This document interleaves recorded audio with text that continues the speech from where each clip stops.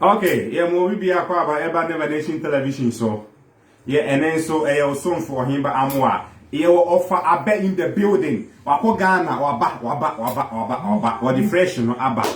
For fresh no kame. And me who say what the fresh no abe kame. Yeah. Over by yeah ma akwa aba. Yeah, na ja. Okay. Bibia. Coffee in the building. Nana dosti. Oh. Yes. Ye bedin komo short be. Ofa abe okwa Ghana. Ye baby sano. Insem kakra bi. Efa o man Ghana. Ofa abe Ghana the Your chief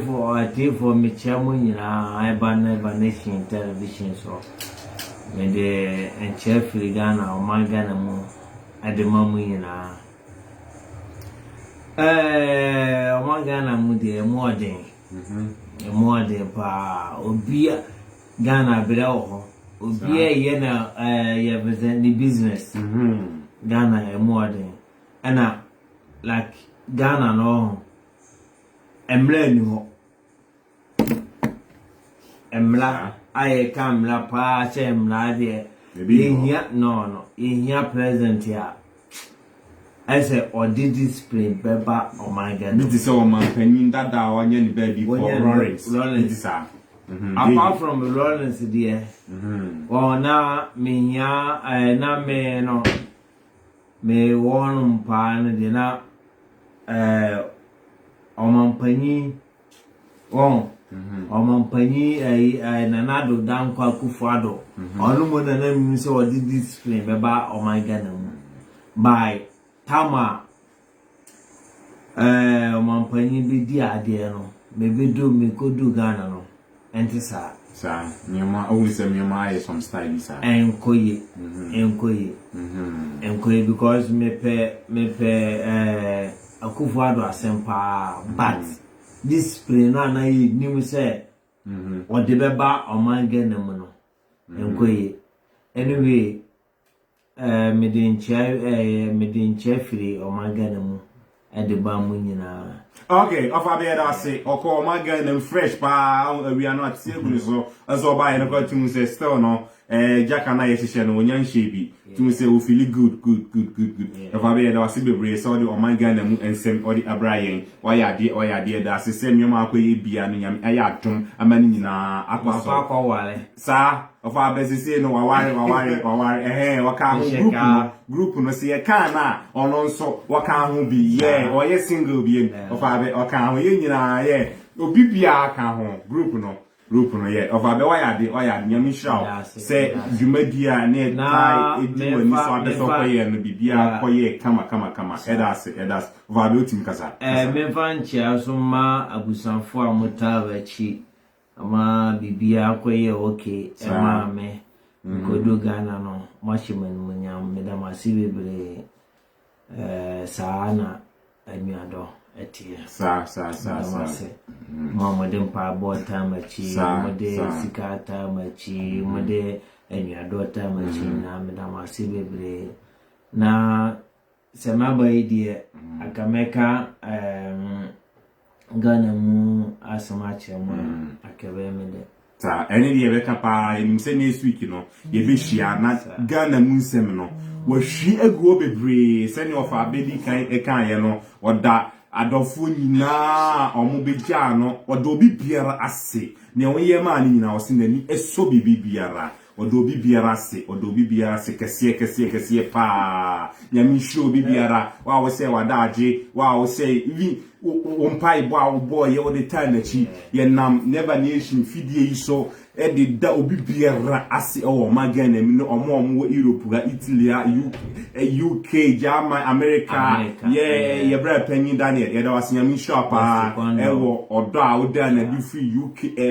America ton o de bo Ghana mu beta ye ni achi madi okudi ye no bibia e ko boko ye de obi bia ase nyami sha nyami adma next week ye betna se na fe ye de fu ayi no e de abrabo ofa before no ofa abebe kasa kakra yo atifo medamase na the American say sisi ya ba no ho mama emabunu na ye emabunu no mama yen sori sa mama yen sorry because they call man Ghana no enye because I say NDC NPP CPP omuntu mu aye what I say because now me party ankasa me wo NPP but me could do man Ghana no me could do man Ghana who say MPP NDC CPP omo aye enti mama ye mabunu na ye presi esisoro mama ye nsore na yenye aman no ensiwo no because obi obeba bi aye Italy ni beka se ogware the same thing enti me sremo mama ye nsore na yenke ehumom ese yente to say ye fidie was we nation mama yembe de ho because enkoyi because enemy di kan ka say na nado akufu ado aminimu no enye no mo na mikohu no omanga na mu enye no mo because edu baby na chese video ese mi video ma ati amanfo ehu no na me fere emaniu se me ye proud se me ye gan we sa what I say it's true memfa kuran kasa me ese me mfirimu de ba honom na me bibia wo me busuani wo me busafo atonso esreso agumase so kumase enfanye example omabeye kwano ekwano omu yi no ewomu se government yi kwano wo bitwa ekwano so nyina first na ekota wo sisa no wo ye double load okay why are there double load na ye no wo yi ekwano so nyina na ye mfuturo esere so asema na mekan yo kumase asem na waka no kumase asante origin asema na mekan no obetwa kwano so nyina kwano so obetwa no so nyina no sisi ni nyina ye mfuturo ni nyina ye mfuturo no a amanfo omote so omote kwano so omote kwa ka so omoko nyina no mfuturo bo omo kwano wa ba betwa so no ada say every week bi adin so ba bi gusu no ebi ni ho na any other no wajia no first na kuta no sa no kurompore sa wo ya sa wo ya wo contact na omdama no sa wo twa fa no na fa no enda na yem so mo ti kwam ti ka mu konya fa sa kwa no sa no mo direct say no hana obiti afa enti bi semo se omanga mu no yeyamwa o yeyamwa sabio yeyamwa ena ye nipa eti se moa de ade ayeme ya kurampo ehema kuma mu a me se mo ma mabunu yen sore no eye hwe Jubilee House babia omampanyi te no omusi enche yo ba mi twam na anu ye ya omo de ade akato a omo san sisi honom ba ya ye timamofo no a ye to aba mammo no a mo kwakotena saa elia honom no mo nwene ye ho no ata se mo nwene ho ba na no de ye omusi saa Jubilee House no manya kwan amanya ska esisi honom musisi honom by ekwan a ye timamufo no ye nam so de mo nwene ho timamufo no mo nwene ho enti esremo